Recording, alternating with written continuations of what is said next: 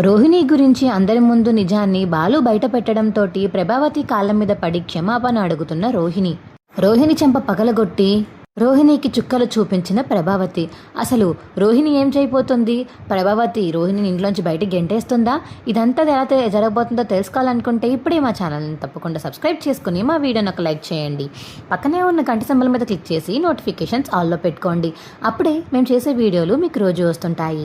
ఇక బాలు అయితే చెక్ చింపేసి పాడేయడంతో ఎందుకురా చింపేశావని మనోజ్ అడుగుతుంటే, ఇది డమ్మీ చెక్రా, వీడిచ్చింది ఒరిజినల్ చెక్ కాదు, డమ్మీ, కావాలంటే తెలుసుకో అని బాలు చెప్పడంతో, అవును నేను ఇచ్చింది డమ్మీయే, ఆవిడ ఇచ్చారు నాకు ఆ డమ్మీ చెక్, దాని మీద నేను సంతకం చేశాను, ఆవిడ ఇవ్వమన్నారు కాబట్టి నేను చేశాను, ఆవిడ నాకు 5,000 ఇచ్చి ఇలా చెయ్యండి అని చెప్పారు, అందుకనే అలా చేశాను అని చెప్పేసి ఇక బాలు వాళ్ళ ఫ్రెండ్ చెప్పడంతో ఇక మనోజ్ అయితే రోహిణిని చాలా కోపంగా చూసి ఇక ఈ విషయాలన్నీ విని కళ్ళు తిరిగైతే కింద పడిపోతాడు.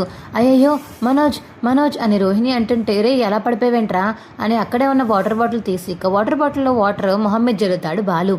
ఏమైంది అసలు ఇప్పుడు అని ఇక మనోజ్ అడుగుతుంటే, ఏమైంది, అన్ని షాకింగ్ న్యూస్లు విని నీ బ్రెయిన్ నీ గుండె తట్టుకోలేక కింద పడిపోయావు నువ్వు అని బాలు చెప్తుంటే, అంటే నాకు ఈ ఆర్డర్ రాలేనట్టేనా అని మనోజ్ అడుగుతాడు. రే పిచ్చోడా, ఇదంతా నాటకం అని అంటుంటే మళ్ళీ ఇంకా ఆర్డర్ గీడర్ అంటావేంట్రా నువ్వు? ఇదంతా మీ భార్య ఆడించిన నాటకం. తను షోరూమ్కి రావాలని, ఇదిగో ఇలాంటి మనుషులకి డబ్బులు ఇచ్చి నాటకం ఆడించి తను షోరూమ్కి రావాలని కోరుకుంది. ఇది మొత్తం జరిగింది అని బాలు చెప్తుంటే, అయ్యో మీకు ఇప్పటికింకా జ్ఞానోదయం కలగలేదా అని ఇక మీనా కూడా అంటుంది. ఛే, ఏంటి రోహిణి అసలు నువ్వు, నీ పేరు నా నోట్లోంచి పలకడానికి కూడా నాకు చాలా ఇబ్బందిగా ఉంది తెలుసా. షోరూమ్కి రావాలి అంటే నన్ను ఒక మాట అడిగి ఉండొచ్చు కదా, లేకపోతే నన్ను బతిమలాడితే ఎలాగోలా తీసుకోవద్దును కదా అమ్మని అడిగి. కానీ నువ్వు ఇంత పెద్ద అబద్ధం ఆడి నన్ను మోసం చేద్దామని చూస్తావా? ఇప్పుడు నన్ను ఒక ఫ్రాడ్ కార్డుకి అప్పచెప్పి ఆ డబ్బులు మొత్తం ఫర్నిచర్ అమ్మేశాక ఆ డబ్బులు మొత్తం మళ్ళీ ఎలా కడతాననుకున్నావు రోహిణి అసలు నువ్వు డీలర్స్కి? అసలు ఏమనుకుని ఇలాంటి ప్లాన్స్ చేస్తున్నావో నాకు అర్థం కావట్లేదు. ఇప్పటిదాకా మీ నాన్న గురించి, మీ మామయ్య గురించి, నీ మలేషియా జీవితం గురించి చెప్పినవన్నీ అబద్ధాలే. అసలు నువ్వు ఎక్కడున్నావో, ఎక్కడ పుట్టి పెరిగావో తెలియకుండా పోన్లే అని ఊరుకున్నాను. నువ్వు చెప్పావు, అయిపోయింది. ఇంకా మారుతావని చూస్తుంటే ఇంకా రోజు రోజుకి దిగజారిపోతున్నావు. నిన్ను అసలు ఎలా నమ్మాలి రోహిణి అనిక మనోజ్ అయితే అంటుంటే, అది కాదు మనోజ్, నేను చెప్పేది కొంచెం వింటావా? ఏం వినాలి మనోజ్? నువ్వేమన్నా కొంచెమైనా మనిషిలా ప్రవర్తిస్తున్నావా? అస్తమానం మీ అమ్మకే సపోర్ట్ చేస్తున్నావు. ఒక భార్య అంటూ ఉంది, తన మనసు పట్టించుకోవాలి అనే నీకు అసలు ఏం అనిపించలేదు. అస్తమానం అమ్మ అమ్మ అమ్మ అని అమ్మ వెనకాతలే తిరుగుతున్నావు. నేను నిన్ను ఎలా నమ్మాలి? నువ్వు నన్ను మళ్ళీ షోరూమ్కి తీసుకొస్తావని నేను ఎలా నమ్మాలి చెప్పు? అస్తమానం అత్తయ్యకే సపోర్ట్ చేస్తూ అత్తయ్య వద్దంటే నన్ను కూడాను షోరూమ్కి తీసుకురావడమే మానేశావు. అలాంటిది ఇప్పుడు నేను నీకు ఎలా చెప్పాలి? మనోజ్, నేను కూడా షోరూమ్కి వస్తాను, నన్ను తీసుకెళ్ళు అంటే అత్తయ్య గారు ఒప్పుకుంటారా? గట్టిగా అరుస్తారు, గోల చేస్తారు. అందుకే నా ప్లాన్లు నేను వేసుకుని ఎలాగోలా నాకు నేనే ఇక్కడ షోరూమ్కి రప్పించుకున్నాను.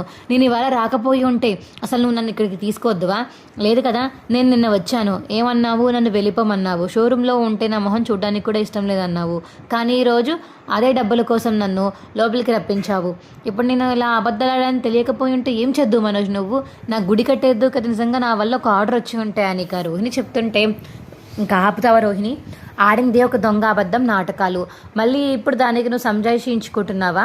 ఛీ, అసలు నీలాంటి ఆడదాన్ని నేను ఎక్కడా చూడలేదు. మంచిగానే చేసుకున్నాను, నీలాంటి భార్య దొరకడం నా అదృష్టం అని చాలాసార్లు ఆనందంగా భావించాను. కానీ నువ్వు ఇలా చేస్తావని కలలో కూడా అనుకోలేదు రోహిణి. చాలా పెద్ద మోసం చేశావు నన్ను. ఇప్పటిదాకా చేసిన మోసాలకే ఇంకా నేను కోలుకోలేకపోతున్నాను. ఇప్పుడు ఈ బిజినెస్కి సంబంధించిన మోసం చేశావు కాబట్టి ఇక నా వల్ల అవ్వదు, నిన్ను అసలు క్షమించడమే లేదు అని ఇక మనోజ్ చెప్తుంటే, సార్ నేను క్షమించండి, నేను ఇలాంటి పనులు చేయకూడదని అనుకుంటున్నాను, ఇంకా ఇలాంటి పనులు చేయను. రే బాలు, నేను క్షమించరా అని ఇంకా అక్కడి నుంచి వెళ్ళిపోతాడు బాలు వాళ్ళ ఫ్రెండ్ అయితే. చూసావా, ఒక్కసారి దొరికినందుకే ఆయన ఎంతలా మారిపోయి వెళ్ళిపోయాడో. ఇక నీ భార్య చూసావా, ఆల్రెడీ ఒకసారి దొరికింది, అయినా పులుపు తెచ్చినా చింత చావలేదన్నట్టు ఏవో సామెతలు చెప్తూ ఉంటారు కదా అని బాలు అంటుంటే, అది కాదండి, చింత తెచ్చినా పులుపు చావలేదు అంటారు కదా అది. ఏదో ఒకట్లే మీనా, అలా ఉంది మీ ఆవిడ వ్యవహారం.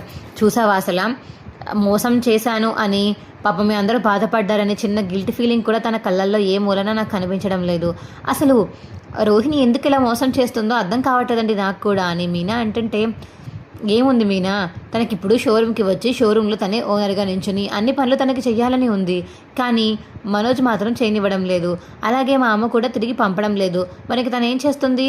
ఏం చేయలేక తనలో తాను ఇంకా అలా కుమిలిపోయి ఈ షోరూమ్కి వద్దామని ఇలాంటి పిచ్చి పిచ్చి వేషాలు వేసిందనమాట. అది జరిగింది అని ఇంకా వాళ్ళు చెప్తుంటే, అవునండి, షోరూమ్కి రావాలని ఉంటే అత్తయ్యతోటి మనోజ్ తోటి మాట్లాడి రావచ్చు కదా, అంతేకాని ఇలా దొంగదారిలో ఎందుకు రావడం? పోనీ ఇంకొక 10 రోజులు అయితే వాళ్ళ ఆయనే వాళ్ళ అమ్మని ఎదిరించి తీసుకువెళ్తాడు. దేనికైనా మనము పేషెన్స్గా ఉండాలి. పేషెన్స్ లేకపోతే ఈ జీవితంలో ఎవరితోనూ మనం నెగ్గలేము, ఉండలేము అని చెప్పేసి ఇక బాలు మీనా అయితే మాట్లాడుతుంటే, ఆప్తారా మీ సందేశాలు ఉపాయాలు, నాకు మనోజ్తో మాట్లాడే పని ఉంది, మీరు వెళ్ళండి అని ఇక రోహిణి చెప్పడంతో, రే చూసుకోరా నువ్వే జాగ్రత్తగా, మళ్ళీ మోసపోకు అని బాలు చెప్పేసి ఇక బాలు మీనా అక్కడి నుంచి వెళ్ళిపోతారు. ఏంటి రోహిణి వాళ్ళందరినీ పంపేశావు?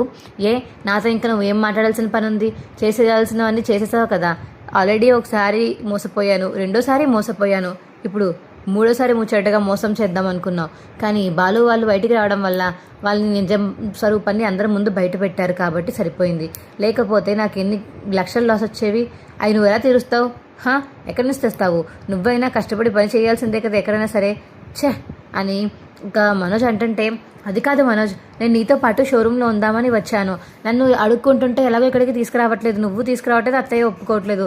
అందుకనే ఇక ఏం చేయాలో తెలియక నేనే ఇలాంటి నాటకం ఆడి రప్పించాను.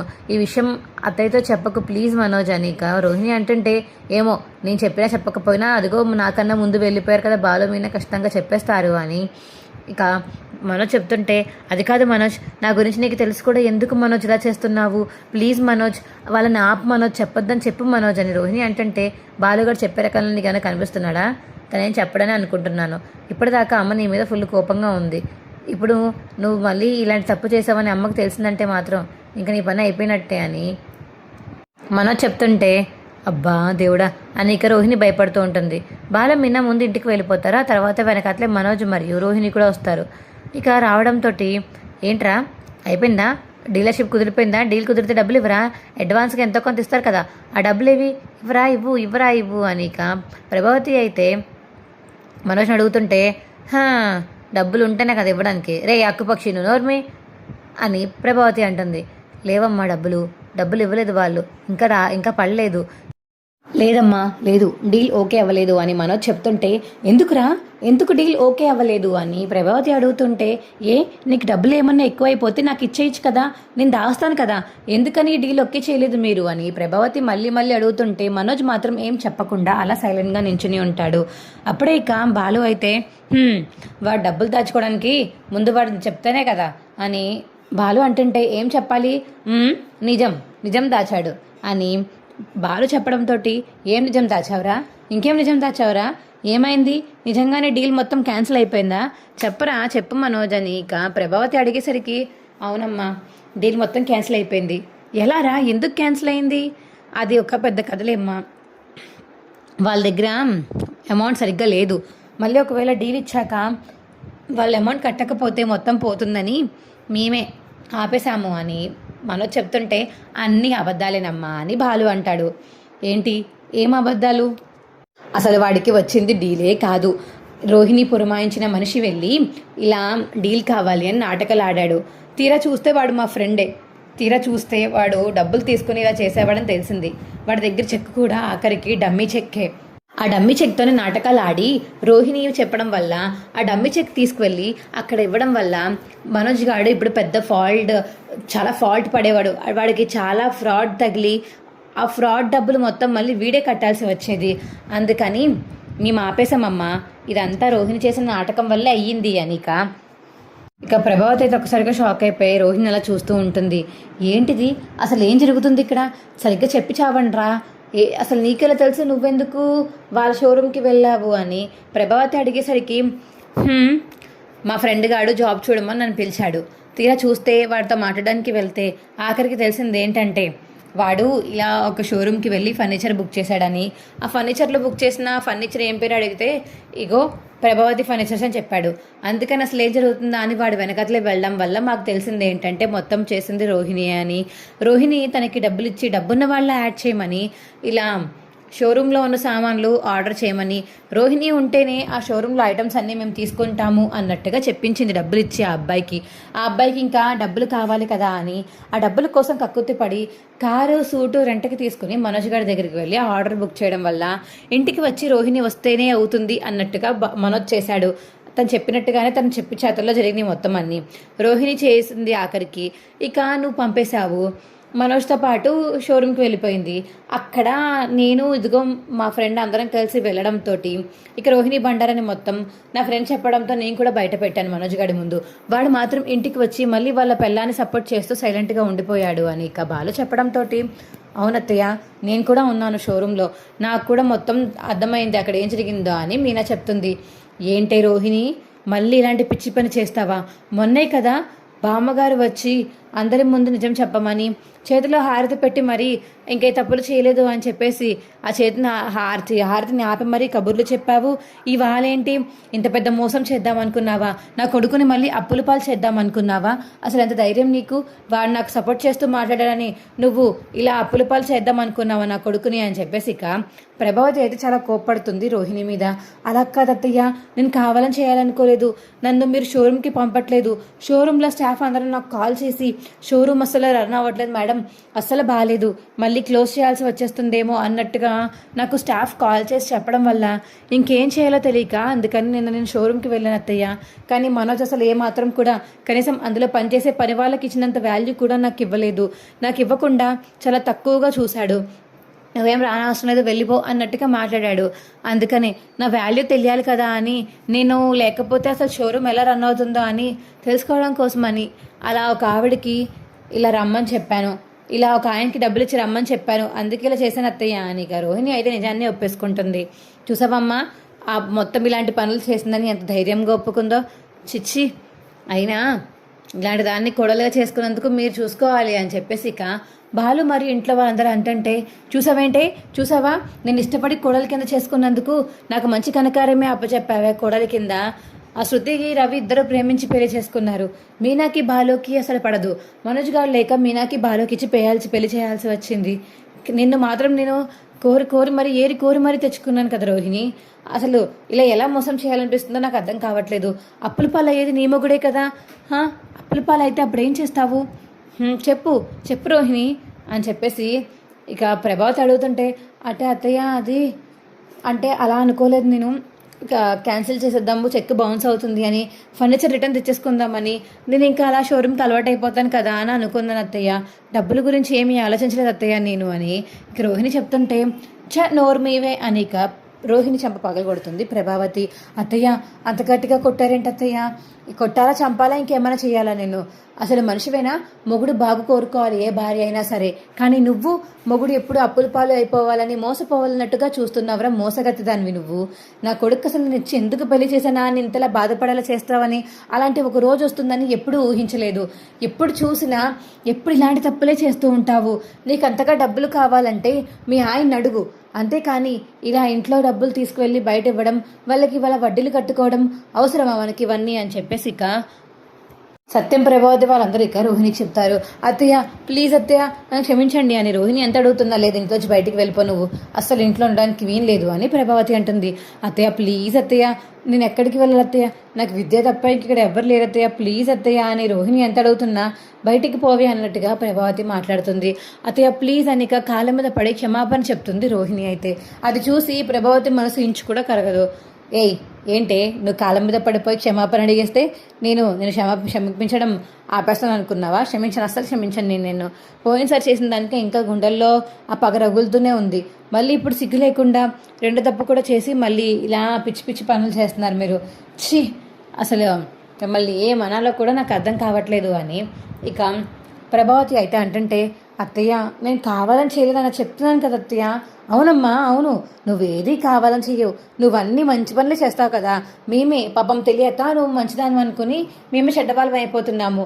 అయినా అసలు నువ్వు ఇంట్లో ఉండడానికి కూడా ఏం లేదు. నా మనోజ్ గాడికి నీ పక్కన నేను ఊహించుకోలేకపోతున్నాను. నువ్వు ఆడేవన్నీ అబద్ధాలే, వద్దు నువ్వు ఉండకు అని ఇక ప్రభావతి అయితే తన బట్టలు తీసేస్తుంటే అత్తయ్య ప్లీజ్ అత్తయ్య అని చెప్పేసి రోహిణి అడుగుతుంది. లేదు రోహిణి, నువ్వు ఇంట్లో ఉంటే ఇంకా ఇంకా గొడవలు ఎక్కువ అవుతాయని నాకు బాగా అనిపిస్తుంది. ఎందుకంటే నువ్వు చేసిన పనులన్నీ అలానే ఉన్నాయి. నువ్వు ఇంట్లో ఉండడానికి వీల్లేదు. బయటికి వెళ్ళిపోయి బయటే ఉండు. ఇల్లు కూడా నువ్వు అసలు ఇక్కడ ఉండాల్సిన అవసరమే లేదు అని చెప్పేసి ఇక ప్రభావతి చెప్తుంటే, నేను ఎక్కడికి వెళ్ళను అత్తయ్య, అది కూడా ఈ టైంలో, ప్లీజ్ అత్తయ్య ఒక్క రోజుకి కనికరించిన అత్తయ్య అని ఇక రోహిణి ఎంత అడుగుతున్నా ప్రభావతికి మాత్రం మనసు కరగదు. పోవే బయటికి అని మెడ పట్టుకుని ఇక మెడ అయితే గొంతు నిమిలేస్తుంది రోహిణి అయితే. అత్తయ్య ఊపిరి ఆడడం లేదు అత్తయ్య, అత్తయ్య అత్తయ్య అని ఇక రోహిణి అంటుంటే, ఎందుకు ఆడుతుంది, ఊపిరి ఆడకూడదనే బీక పిసుకుతున్నాను. ఛీ, నిన్ను అసలు ఎలా పెంచారో ఏంటో మీ అమ్మ నాన్న. అన్నీ అబద్ధాలే, అన్నీ మోసం చేసే పనులే. ఏదైనా ఒక మంచి విషయం ఉందా నువ్వు చేసిన దాంట్లో? బాధలు పెట్టుకుంటానో దాన్ని పెట్టుకున్నాక వచ్చిన డబ్బులతోటి అమ్మేశావు, అయిపోయింది. దాని తర్వాత నువ్వు ఎన్ని కొన్నా ఏం చేసినా ఏది దేనికి సాటి రాకుండా పోయింది. ఫోన్లే పాపం డబ్బున్న పిల్లవి కదా అని ఊరుకుంటుంటే ఇప్పుడు డబ్బు లేని పిల్లవని తెలిసింది కాబట్టి ఇంక అసలు నేను కూడా మాట్లాడిన తోటి అని ఇక ప్రభావతి అంటుంటే, మీ ఇష్టం అత్తయ్య, ఇంతకు మించిన బతిమలాడలేను. కాకపోతే నేను లేకపోతే మనోజ్ షోరూమ్కి అసలు అర్థమే లేదు. మనోజ్ ఉన్న ఓనర్తనంకి తను ఎక్కడి నుంచి ఏ ఐటమ్స్ తేవాలో కూడా తనకి తెలియదు. నేను అక్కడ ఉన్నాను కాబట్టి తను నా మీద వదిలేసేవాడు. ఆ ఐటమ్స్ తేవాలి, ఈ ఐటమ్స్ తేవాలి, ఇవైపోయాయి అవైపోయాయని రోహిణి మేడం గారే చెప్పేవారు కదా. వెళ్ళండి, ఇప్పుడు నేనే చెప్తాను. అప్పుడు మీరు షాప్కి వెళ్తే అప్పుడు స్టాఫ్ అందరు ఇలాగే మాట్లాడతారు. మొత్తం నేనే ఉన్నాను కాబట్టి ఆ స్టాఫ్ అందరూ నాకే సపోర్ట్ చేసి మాట్లాడతారు. వెళ్ళండి, చూసుకుందాం, కోర్టులో చూసుకుందాంలే. మీరు ఒకవేళ నన్ను షోరూమ్కి రానివ్వకపోతే నేను ఖచ్చితంగా షోరూమ్కి అయితే వెళ్తాను అని ఇంకా రోహిణి చెప్పడంతో ఇంకా అందరు అలా ఉండిపోతారు. ఏంటిది ఏదో తిరిగి మాట్లాడుతుంది అన్నట్టుగా చూస్తూ ఉండిపోతారు. మా వీడియో మీకు ఎలా అనిపించిందో కింద కామెంట్ సెక్షన్లో తెలియచేయండి. మా వీడియో కనుక నచ్చితే మా వీడియోని లైక్ చేసి తప్పకుండా మా ఛానల్ సబ్స్క్రైబ్ చేసుకుని పక్కనే ఉన్న గంట సింబల్ మీద క్లిక్ చేసి నోటిఫికేషన్స్ ఆల్లో పెట్టుకోండి. అప్పుడు ఏమేమి చేసే వీడియోలో మీకు రోజు వస్తుంటాయి. ఈ వీడియోని మిస్ కాకుండా చివరి వరకు చూసినందుకు చాలా చాలా ధన్యవాదములు. Bye friends. ఈ వీడియోని ఇప్పటివరకు చూసారంటే ఎంతో కొంత మీకు నచ్చే ఉంటుంది కాబట్టి ఖచ్చితంగా షేర్ చేయండి. Bye friends.